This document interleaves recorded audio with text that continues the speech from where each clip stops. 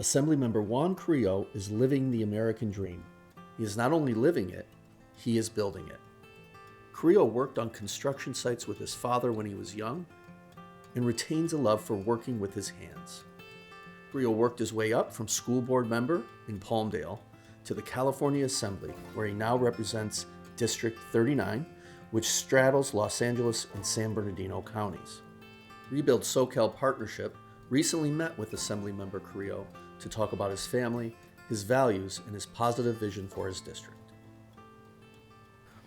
But what I want to talk about is who you are, what grounds you every day. You know, that has a lot to do with the way that I was brought up with my family, my mom and dad. Seeing them, how hard they work, seeing my dad getting up early in the morning, seeing him get to a place of work early. To me, that starts to show character. That's just the way that I am. Typical immigrant story. My dad came to LA in 1985 in search of a better life for their families.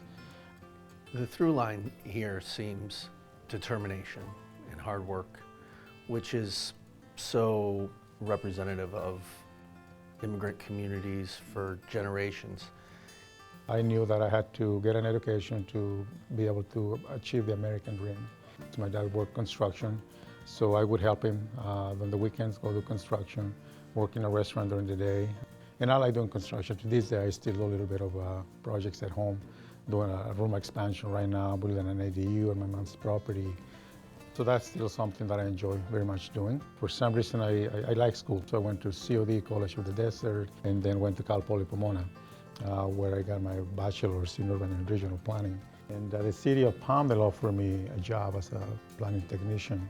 Then in 2016, I ran for the Palmdale City Council. And then I ran for the State Assembly for the new district, Assembly District 39. Can you tell us about your work on State Route 138, Palmdale Boulevard?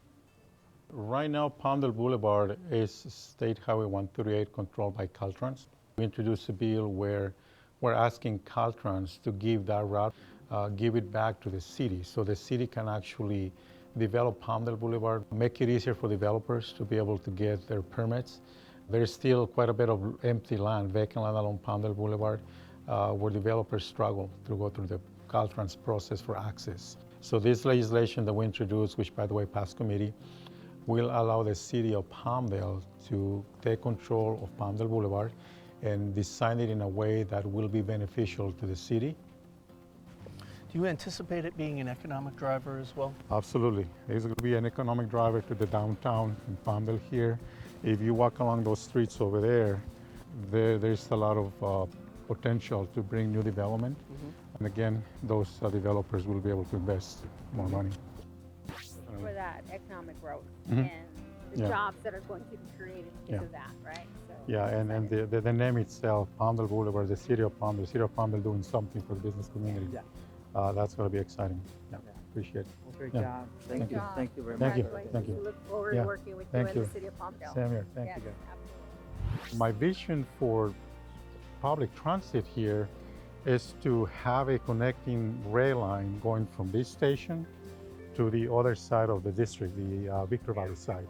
Instead of waiting for Brightline to build their line from Rancho Cucamonga to Vegas, in the meantime, we could start working on a hydrogen public transit train like Metrolink is doing, connecting the Antelope Valley, this very station, to the Brightline station in Apple Valley.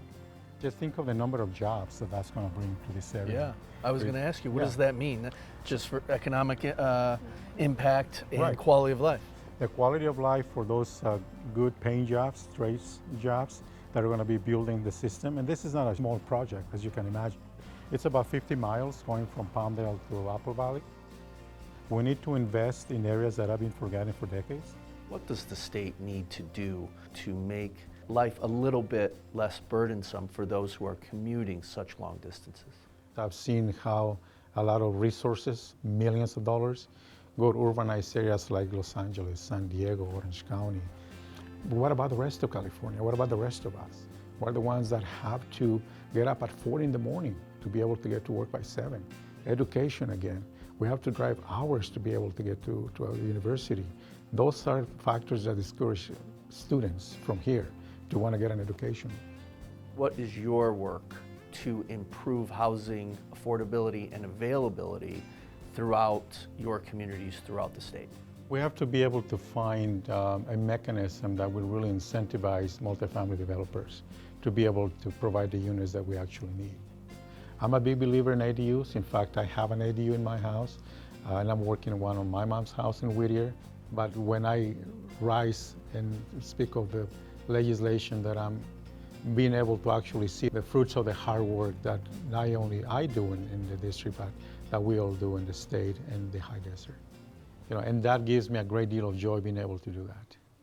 Assemblymember ReBuild SoCal Partnership is proud to be partnering with you and looks forward to working with you to help you achieve your goals for your community.